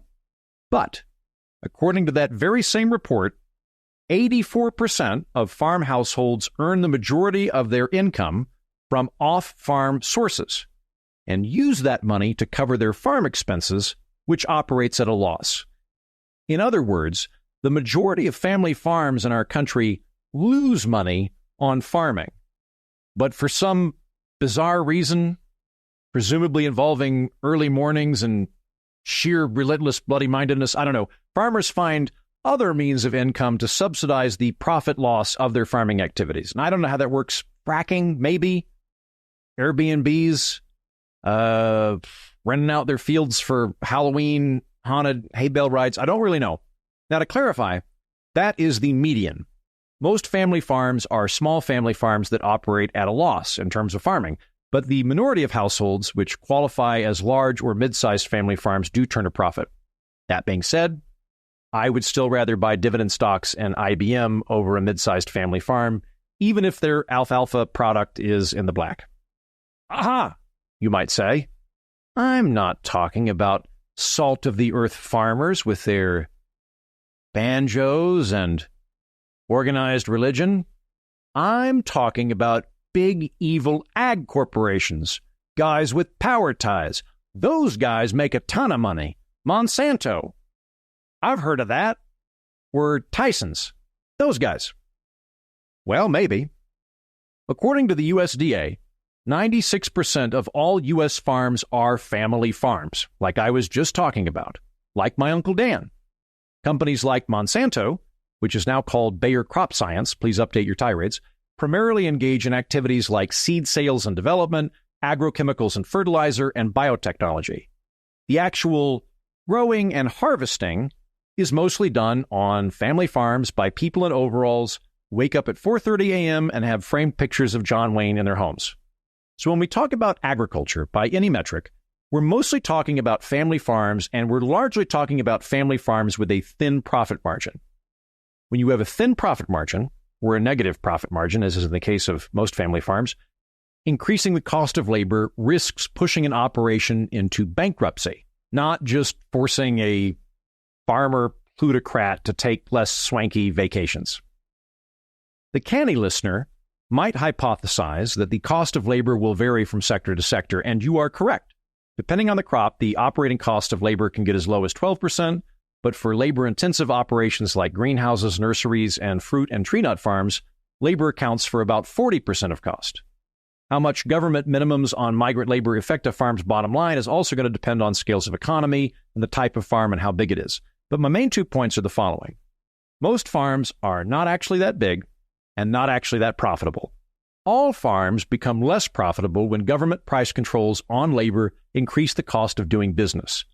Even if that doesn't push a farm into bankruptcy, it does make them less competitive against cheaper foreign produce. The average hourly wage for agricultural labor in Mexico, which is less than a mile away from the majority of where this episode took place, is $1.35 per hour. The average federal minimum that's established for H-2A workers is $17.50 per hour. If a little less than half of your production cost is labor, how can you possibly compete with a rival 10 minutes south of you who pays their field hands $1.35 an hour? The answer is, you can't. America's rules for legal migrant workers aren't designed to help farmers or American agriculture or food security. They're designed to make it so difficult and expensive you don't bother hiring foreigners. And that cost is so high that many farms get undersold by cheaper produce south of the border, and even then, still can't find sufficient Americans to do the labor necessary to sell crops at a loss. So what happens? Like our new friend said, big agriculture, the large necktie corporations you have little affinity for and I have no relatives in, buy up land in Mexico and shift their business model south of the border. Meanwhile, the farmers who try to actually comply with the law become uncompetitive, and the farms who go off-book and dip into a labor black market benefit from Uncle Sam squelching their competition. Now, cards on the table.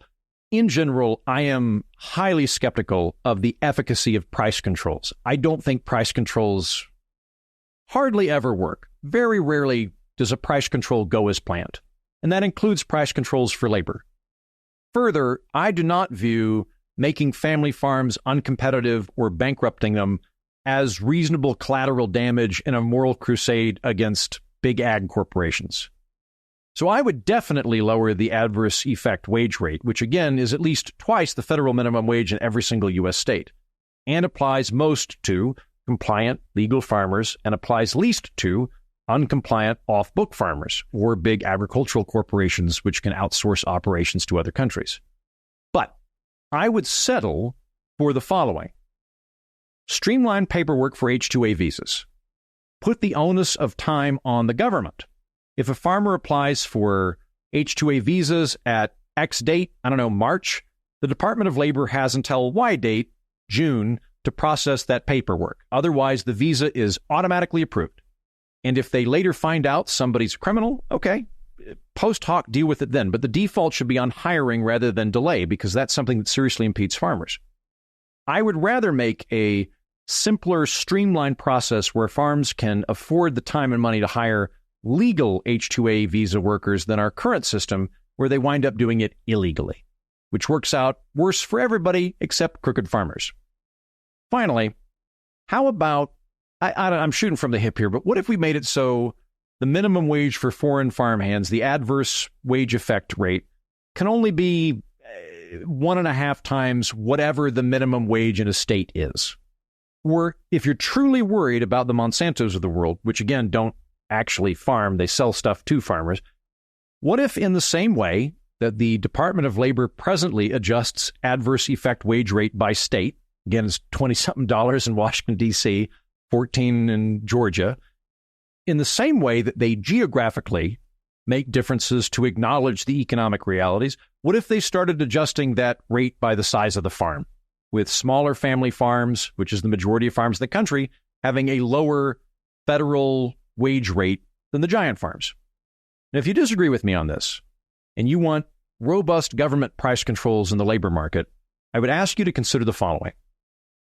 Can we at least acknowledge that it's possible to set wages too high when we're doing it by government fiat? And if we do that, we're going to drive businesses into bankruptcy and eliminate the jobs that they provide altogether. For example, if we did $100 minimum wage in the United States, quite a few businesses would not be able to cover that, and they would just go under, and it would be counterproductive. Okay, if so, what would wages that are set too high look like? What numbers would you want to see to indicate that we'd set price controls too high on wages? And how would that look different than what we've covered on today's show? Because I think this is a pretty good indicator that we've set that wage too high, we've made American farmers uncompetitive, and the result is we push business to large corporations or foreigners, or they dip into the black market. My number one takeaway from the border trip is this. Illegal immigration is downriver of dysfunctional legal immigration. If you are worried about illegal immigrants, you're not going to be able to do anything, not substantially, until we make it easier to hire legal immigrants. Build a wall, hire more border security guards, fill the sky with blimps and drones. Border security is going to be functionally secondary to the more foundational issue of legal immigration. Let me put an analogy in you. Let's say that Congress passes a national speed limit of 15 miles per hour for the whole country. No one in the United States can legally exceed 15 miles an hour on any road, including highways, including back dirt county roads. And all of a sudden, there is a crisis of speeding in our country. Many people, rightly, would worry about people driving 95 miles an hour through school zones and residential neighborhoods. They would, with very good reason, point out how dangerous many of these speeders are.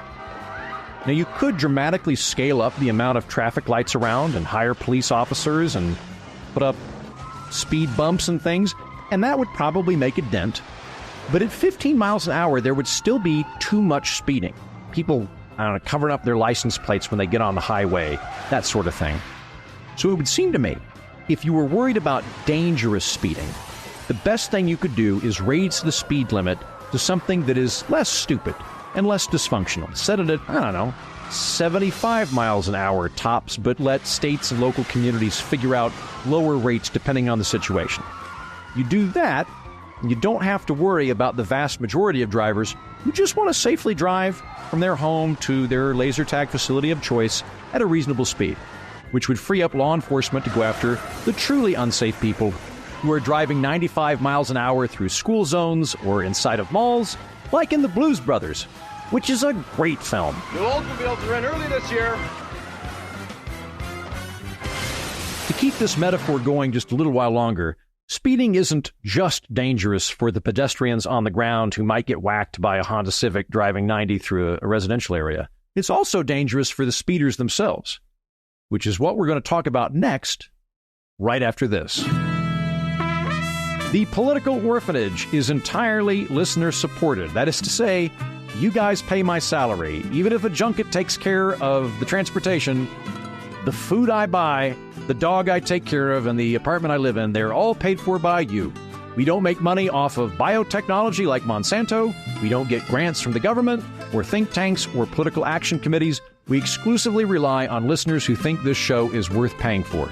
And you can join them by going to patreon.com/Andrew Heaton. And for what it's worth, we only at the Political Orphanage employ American labor. Eric. It's just me and my editor, Eric, who lives in Colorado. Would I try to replace Eric with a cheaper Guatemalan editor? Absolutely. But last month, when I tried to hire a 23-year-old Guatemalan bikini model to edit this program and also live with me at my house, my girlfriend flipped out and said I wasn't allowed to do that. So it looks like I'm stuck with Eric until I find a less threatening Guatemalan bikini model who also knows how to use Adobe Audition, which is a very specific skill set, specific and time-consuming to recruit.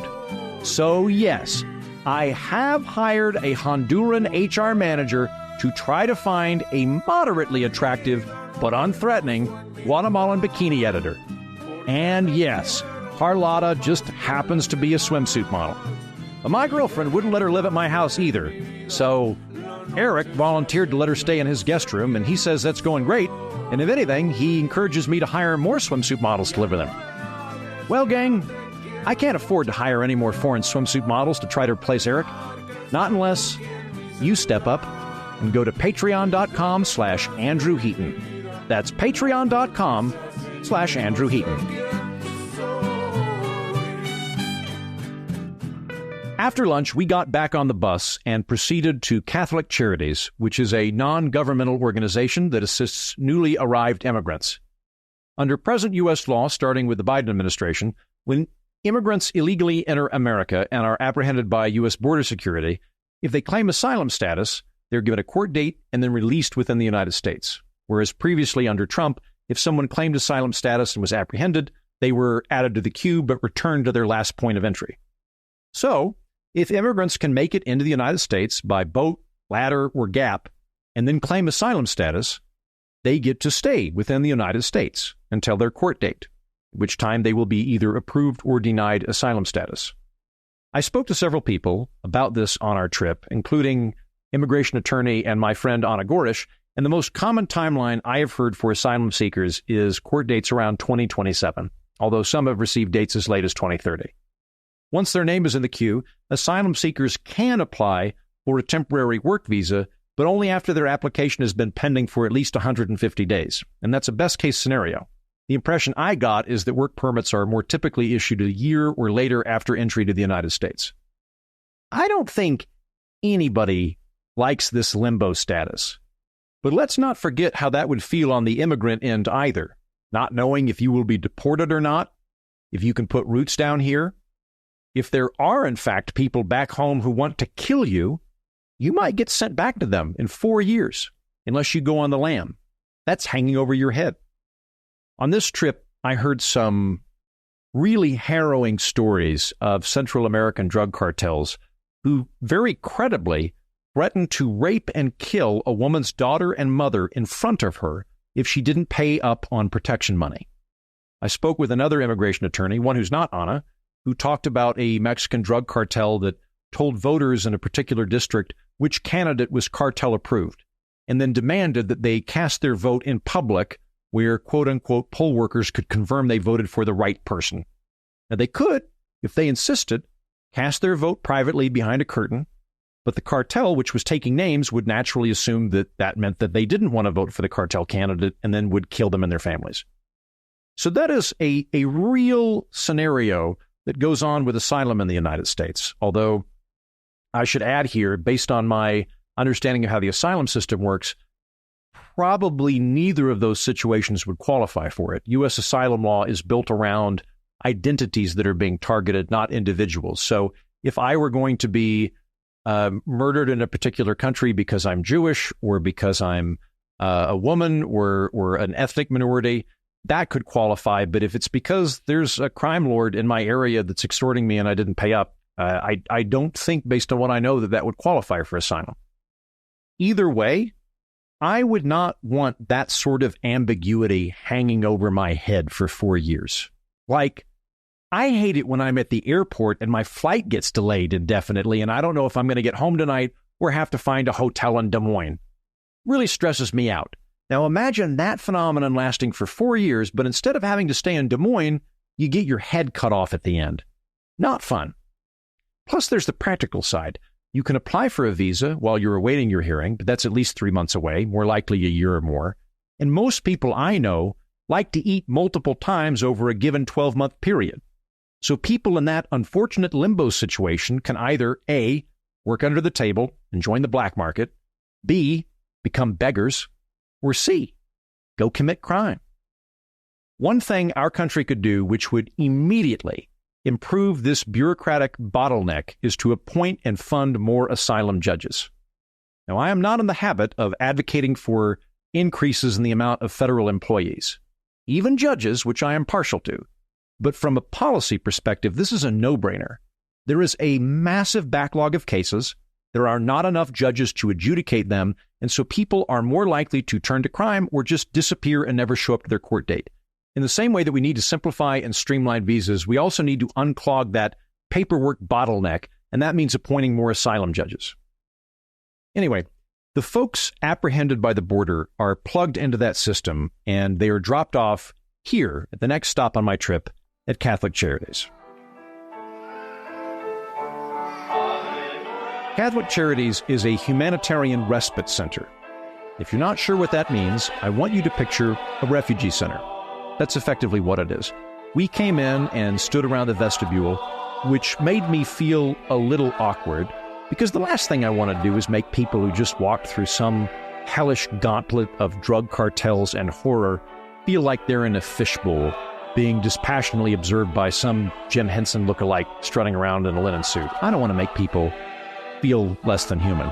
So I turned my attention to the little kids, who were adorable. There were a whole bunch of them giggling and playing musical chairs, being led by 5 or 6 very happy, high-energy volunteers who could not have been older than 16 years old. They all had matching T-shirts, so I assume that they're regularly doing that, which also means there's a lot of middle school students in McAllen who regularly take time after school to cheer up these kids that are ending up at effectively a refugee center.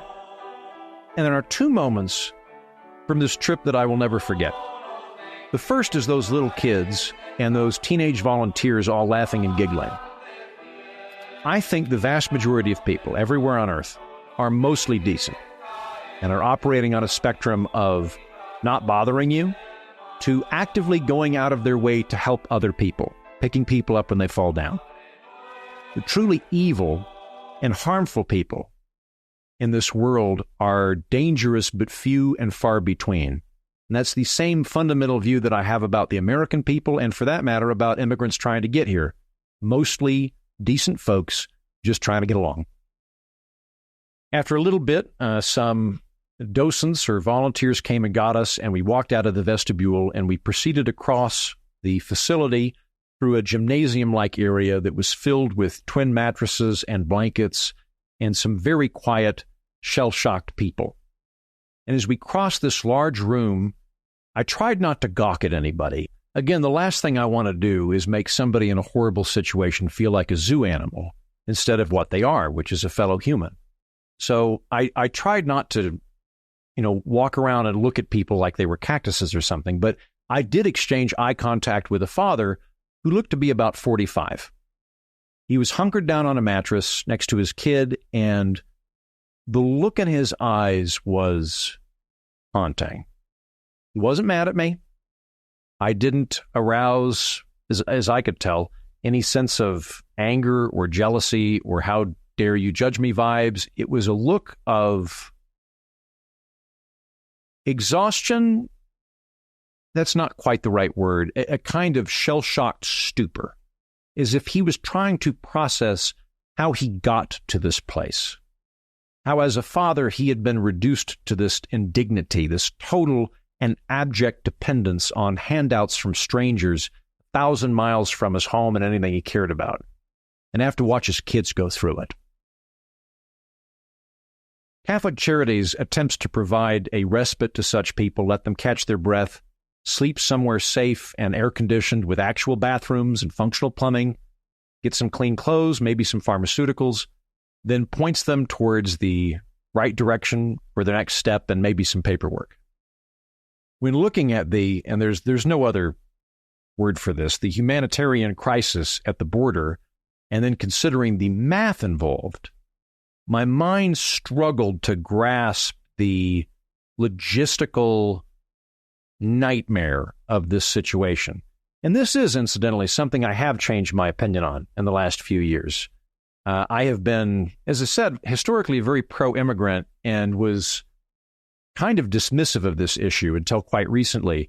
But I think local American communities at the border have a point when they say that they are overwhelmed by immigrants. And not because immigrants overwhelm them emotionally or all immigrants are dangerous or anything like that. Just because they are presently entering the country at such huge numbers that no local community has the infrastructure to humanely accommodate them.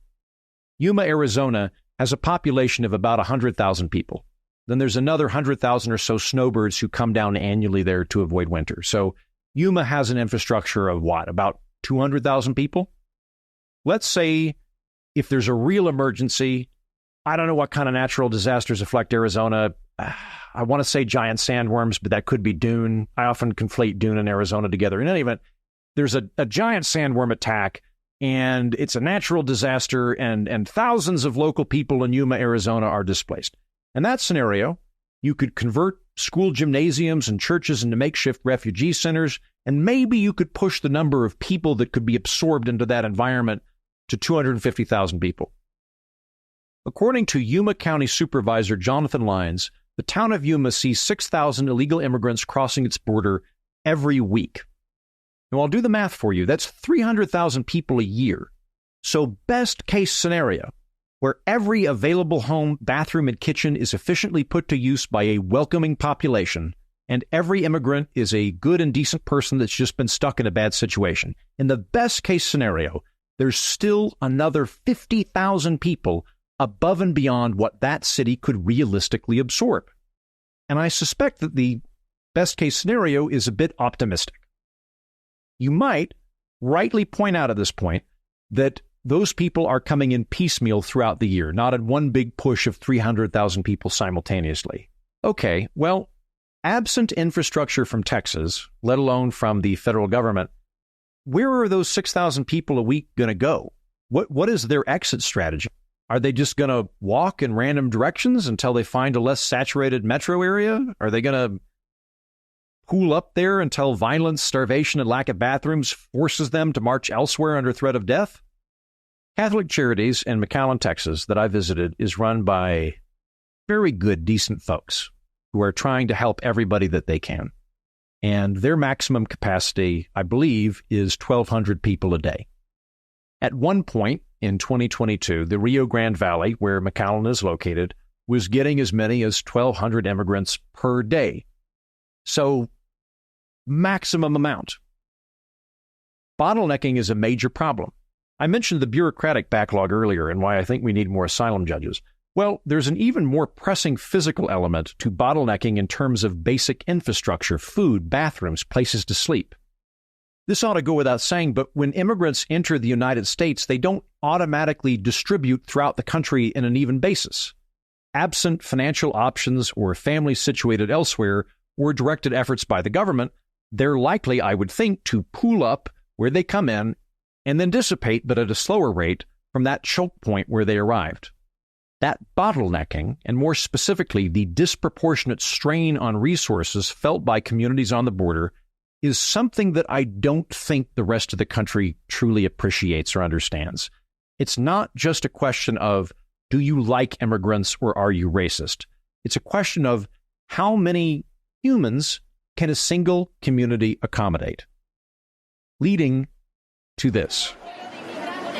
Driven by bus and fueled by politics, another wave of migrants arrived in New York City today. Merecemos una oportunidad. More than 4,000 have come since May, a metaphorical message from Texas Governor Greg Abbott. New York's mayor is furious, saying shelters are already overrun. Placing on the bus with no direction to come here. But tonight, Abbott is adamant border states are done shouldering America's immigration crisis after May saw a record 239,000 illegal crossings. The governor slammed President Biden Friday for refusing to do his job and called New York, a sanctuary city, the ideal destination for migrants, adding he also sent 5,500 to Washington, D.C., that city's mayor pleading for federal aid. And we need our National Guard. If we were a state, I would have already done it. According to Governor Abbott's office, Texas has now sent 100,000 migrants to New York City, Chicago, Denver, Washington, D.C., Philadelphia, and Los Angeles. I know of at least 3 mayors of the cities just named, if not more, who are freaking out and demanding federal aid to deal with this influx of people. And I think they're correct when they say that the drop-off location for migrants should not be whatever blue state sanctuary city currently pisses off Greg Abbott. That's not really a good way to handle logistics. But at the same time, Greg Abbott has a point. It's unfair to Texans and immigrants to bottleneck them around the border, forcing local communities to locally shoulder the burden of what is a national problem, and then being called racists when they point out that they don't have enough bathrooms. So, what if the federal government tried to alleviate this bottleneck problem by diffusing immigrants in a more predictable, rational manner? For example, we could authorize states to issue their own state-level work visa programs on top of existing federal caps. Or let the federal government handle visa administration and vetting and security, but let individual states set their own limits of jobs per category. That would incentivize immigrants to go where there is a labor shortage rather than where they come into the country. And you could add some further incentives there. If an immigrant gets arrested outside of their authorized work state, it's an automatic double sentence to try to keep people from coming in as an excuse and then committing crime. Or if an immigrant overstays their visa, the host state has to pay a tax penalty for them to the federal government. I think that there are ways to go about doing this that would be a more tactical and strategic allocation of people coming into the country and labor.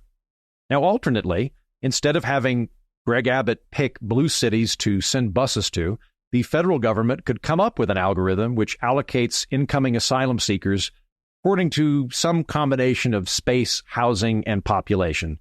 And then the feds could assist in busing people accordingly. California this year hypothetically gets 62,000 people. Oregon, you guys get 9,000. Something like that, where local and state leaders, as well as charities, could plan ahead and build their own infrastructure, rather than having them be surprised when a bus arrives in their city with a day's notice. I think I prefer those two solutions, but if it turns out that more evenly distributing immigrant populations across the country as a whole doesn't diffuse the problem along the border, it just replicates that problem everywhere, we might think about changing our wait in America until you're hearing asylum policy. So we are therefore going to end today's program with the one big question which I think all conversations about immigration and border security should hinge on, or at least kick off from. A question which quickly determines the root of our disagreements, if we have any, and hopefully moves the country towards more workable solutions. But first, The Political Orphanage is a listener-supported program. If you think this show is valuable, if you regularly get something out of it, please support the show. Go to patreon.com/Andrew Heaton. This is a smart audience, and I know that from the emails I get and from the comments I read on our message board. So I really do my best to make this a program that's up to your standards.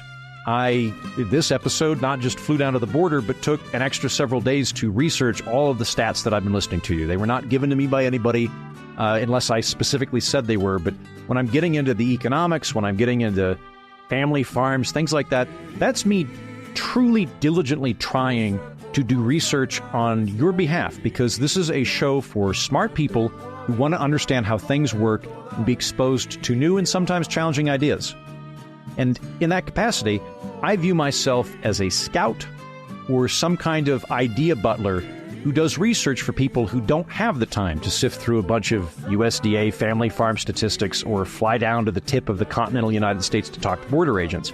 I'm here for you, and I work hard for you, because I'm not here to deliver partisan schlock or shovel confirmation bias onto the internet, or to tell you ad nauseum whether blue team or red team is good or evil, and if we could just beat the bad team, all our problems would be solved. I am here, and I am doing my absolute best to make the smart people who listen to this program informed and hopefully entertained at the same time. If that is a mission you can get behind, please go to patreon.com/Andrew Heaton. That's patreon.com/Andrew Heaton. So if we want to have smarter conversations about immigration, we need to regard immigration and the border as separate but complementary issues. And I think there is one question that can rapidly get us to where people agree or disagree, and we can see where our actual overlap is, rather than just artificially separating into red team or blue team based on the word choice we use. When the topic of immigration comes up, here is the relevant question to ask. Do you want more or less legal immigration to the United States? If somebody says yes, and you are in that camp as I am, ask how we go about doing that. And what are the deals we'd be willing to make with the opposing party to get that done? Most people in the United States, anecdotally in my life, but this is confirmed by polling, will say they want more legal immigration for very good reasons. We want to attract bright, hardworking people from other countries and let them participate in our economy. We frankly need immigrants to shore up our low birth rate. And not for nothing, America is a land of immigrants. Not even an economic argument, an ideological one. We're a land of immigrants. We always have been. We always should be. If good, hardworking people want to join our country and contribute and be upstanding members of our communities and share in the American ideals we cherish and leave their countries to join us in those ideals, we want them. We welcome good neighbors. And we take pride in the fact that when somebody becomes an American citizen, they are 100% as American as I am. That is a beautiful thing. That is a wonderful part of America that I take great pride in as an American. So for the people who say, I want more legal immigration, the conversation needs to turn to, great, how do we do that? Because we're on the same team here. Do we solve this problem by streamlining and expanding visas? I think most people would agree on that. Do we need to come up with smarter wage mechanisms, either lower it or make it more variable depending on the size of a farm or the industry? Do we need to cut a deal with Republicans in Texas, where we double the amount of legal immigrants coming in and they sign off on it, but we agreed to expand the wall? If somebody says they want less legal immigrants, well, that's a different conversation, but at least we've keyed into where the crux of the issue is, because now, rather than talking about the border, which they're obviously going to be in favor of, we can talk about whether it's good to have immigrants or not. And maybe I should do that on this program. I've had on Bryan Caplan, I mentioned him earlier, to discuss open borders. And I've also linked in today's episode description to a great episode I did with Gorisch on how difficult it is for skilled workers to immigrate over here. But I've never done an episode on immigration restrictionism, where I talk to somebody that is opposed to immigration. Patrons, feel free to let me know if that would interest you. In any case, I think most people want more legal immigration.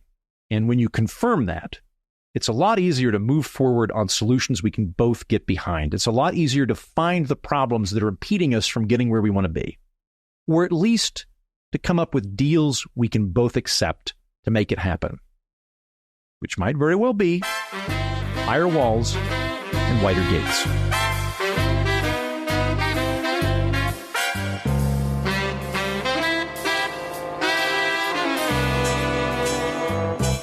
south of the border, down Mexico way. That's where I fell in love when the stars above came out to play. And now as I wander, my thoughts ever stray south of the border, down Mexico way. She was a picture in old Spanish lace, and for just a tender while I kissed the smile upon her face.